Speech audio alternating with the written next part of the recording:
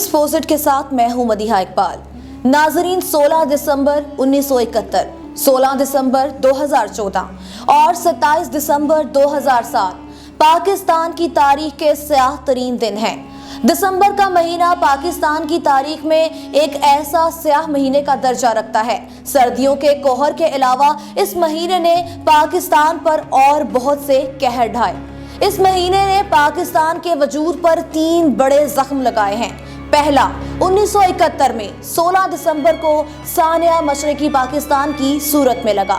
इस दिन इस जंग का खात्मा हुआ था जिसने 1970 के इंतखाबात के बाद पैदा होने वाली सूरत हाल से जन्म लिया था।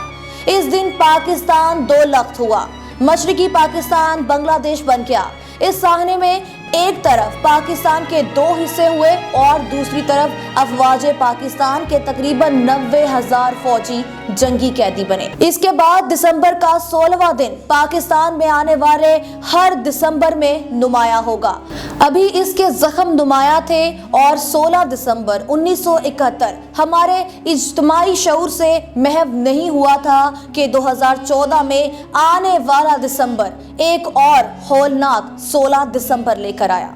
16 दिसंबर 2014 की सुबह पाकिस्तान के सूबा खैबर पख्तूनख्वा के शहर पेशावर में आर्मी पब्लिक स्कूल में 6 दहशतगर्दों ने हमला कर दिया। इस हमले में 133 मासूम तालिब इल्मों समेत 144 लोग शहीद हुए।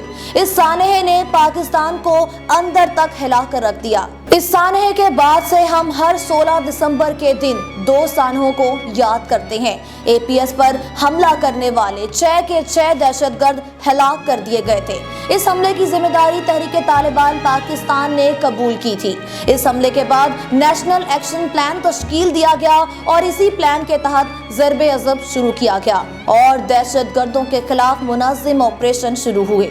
इसके नतीजे में 2 दिसंबर 2015 को सानिया APS के मुलव्विस दीगर दहशतगर्दों में से 4 को कोहाट जेल में फांसी दी गई।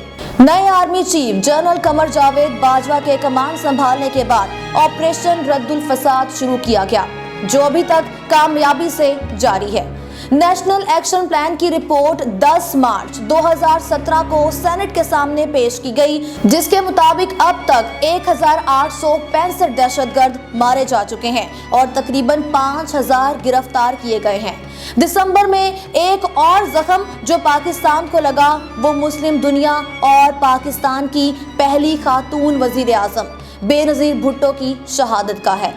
27 दिसंबर 2007 को बेनजीर भुट्टो रावलपिंडी लियाकताबाद बाग में जलसाए आम से खिताब के बाद वापस जा रही थी कि उन्हें एक खुदकुश हमले का निशाना बनाकर शहीद कर दिया गया, जिसके नतीजे में पाकिस्तान एक आलमी शोहरत याफ्ता लीडर से महरूम हो गया और अभी तक बीबी के कातिलों का तायुन नहीं किया जा सका। सब जानते हैं कि ये एक नाकाबिले तरदीद हकीकत है कि पाकिस्तान को आज जितने भी मसाइल का सामना है ये सब अमेरिका की पैदावार हैं। अगर अमेरिका नामी बला हमें ना चिपटी होती तो आज पाकिस्तान जनूबी एशिया की सबसे बड़ी फौजी और माशी ताकत होता। अब जबकि बहुत कुछ बर्बाद हो गया है, पाकिस्तानियों में ये एहसास बढ़ता जा रहा है कि अगर हमने खुद को अमरीकी चुंगल से आज़ाद ना कराया तो कुछ भी नहीं बचेगा।